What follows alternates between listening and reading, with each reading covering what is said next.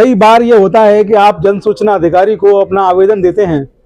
और जन सूचना अधिकारी आपका जो आवेदन होता है उस आवेदन में कई बार वो आपका जो आवेदन है उसकी सही सूचना आपको नहीं देता या सूचना आपको देता ही नहीं है। ऐसे में लोक सूचना अधिकारी, जन सूचना अधिकारी, जिसको कि PIO पब्लिक इंफॉर्मेशन ऑफिसर भी कहा जाता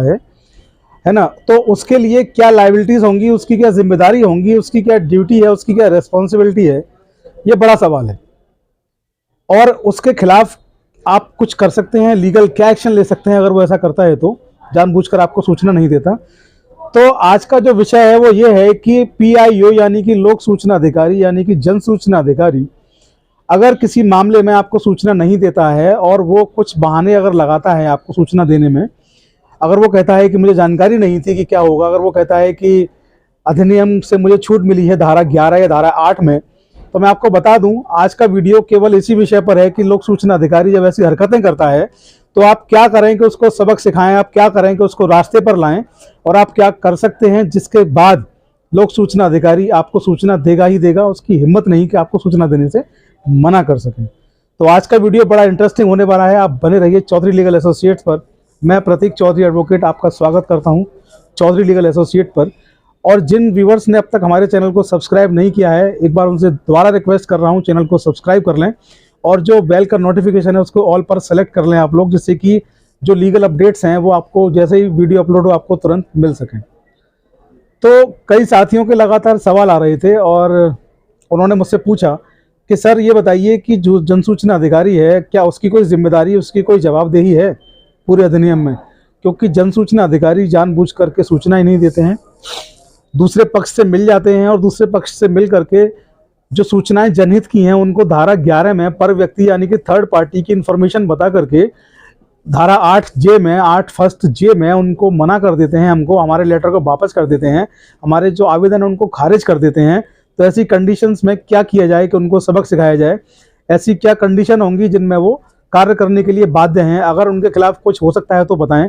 तो कई सारे ऐसे मुझे व्हाट्सएप मिले, कई सारे ऐसे ईमेल मिले, कई सारे ऐसे मुझे कमेंट्स मिले। चौधरी लीगल की टीम ने इनसे कई कमेंट्स को खोजा और खोज करके जब वो कमेंट्स मेरे पास पहुंचे तो मुझे लगा कि ये जानकारी आप लोगों को बता देना चाहिए। तो मैं आपको बता दूं, लोक सूचना अधिकारी जो है उसकी जवाबदेही, उसकी जिम्मेदारी अधिनियम में पहले ही तय कर दी, सुनिश्चित कर दी गई है। लोक सूचना अधिकारी या पब्लिक इंफॉर्मेशन ऑफिसर अपनी मन मर्जी नहीं चलाएंगे, वो भी बंधे हुए हैं जन सूचना अधिकार अधिनियम 2005 से। और जैसे कि एक आम व्यक्ति जो होता है जब वो आवेदन करता है तो धारा 6(3) में उसका आवेदन होता है, धारा 7 में लिमिटेशंस दिए गए कि धारा 7 में ये बताया गया कि क्या समय सीमा होगी आवेदन की और किस समय सीमा पर काम किया जाएगा और क्या सीमा रहेंगी जिनमें आवेदन, उनके उत्तर और प्रत्युत्तर दिए जाएंगे, और जो लिमिट्स हैं वो लिमिट्स अगर क्रॉस हो जाएंगी, समय सीमा अगर क्रॉस हो जाएगी तो किन सीमाओं पर आपको फ्री में सूचना देने का प्रावधान है। तो आज हम बात कर रहे हैं हरियाणा राज्य सूचना आयोग के एक बहुत महत्वपूर्ण केस की। उस केस में ये बताया गया, उस केस में ये तय किया गया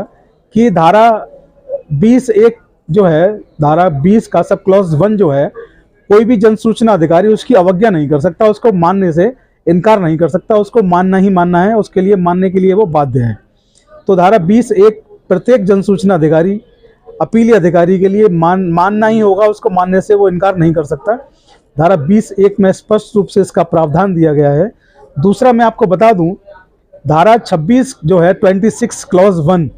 में बताया गया कि कोई भी जन सूचना अधिकारी या अपीली अधिकारी ये नहीं कह सकता कि सरकार के अनुसार जो प्रशिक्षण शिविर जो लगाए गए, मैंने उनमें ट्रेनिंग नहीं ली, मुझे उनके बारे में जानकारी नहीं मिली, मैं उनके लिए तैयार नहीं हूँ, कोई भी इसका बहाना भी नहीं बना सकता। अगर ऐसा बहाना बनाते हैं तो वे लोग, ये माना जाएगा कि अधिनियम की जानबूझकर अवमानना कर रहे हैं। और अधिनियम चूंकि भारत सरकार ने, माननीय जो पार्लियामेंट है हमारी, पार्लियामेंट से अधिनियम को पास, अधिनियम माननीय पार्लियामेंट से पास हुआ है, तो ऐसे में अधिनियम की अवमानना करने पर उनके ऊपर कंटेम्प्ट कोर्ट का जो मुकदमा होता है वो भी उनके ऊपर दायर हो सकता है। इसके अलावा 188, 166A IPC के तहत उन पर मुकदमा हो सकता है। और आप RTI की धारा 18 के तहत सीधे के सीधे राज्य सूचना आयोग या केंद्रीय सूचना आयोग में भी ऐसे लोक सूचना अधिकारी या जन सूचना अधिकारी की शिकायत आप लोग कर सकते हैं।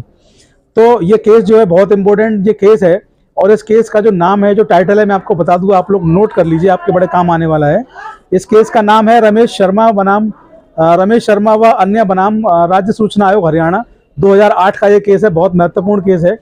और आप लोग इस केस को इंटरनेट से, मोबाइल से भी स्टडी कर सकते हैं। आज की वीडियो में बस इतना बताना चाहता हूं कि कोई भी जन सूचना अधिकारी बचा हुआ नहीं है। धारा 20(1) में स्पष्ट है कि अधिनियम में जो दिया गया है उसकी अवमानना कोई भी जन सूचना अधिकारी नहीं कर सकता। और धारा 26(1) में ये बताया गया है कि कोई भी जन सूचना अधिकारी ये नहीं कह सकता कि उसने प्रशिक्षण शिविरों में भाग नहीं लिया, उसको ट्रेनिंग नहीं मिली प्रॉपर तरीके से, तो वो नहीं जानता है कि ऐसे आवेदनों पर उसको क्या कार्रवाई करनी है, क्या सूचना देनी है। तो ऐसा कुछ भी अगर आपके साथ होता है तो आप लोग इस जो केस है, इस केस के जरिए उन पर मुकदमा करिए, उनको जेल भेजिए। हमारी टीम आपके साथ है, चौधरी लीगल एसोसिएट की पूरी टीम आपकी मदद करने को तैयार है। तो आज के वीडियो में इतना ही। बने रहिए चौधरी लीगल एसोसिएट्स पर। जय हिंद, जय भारत, नमस्कार।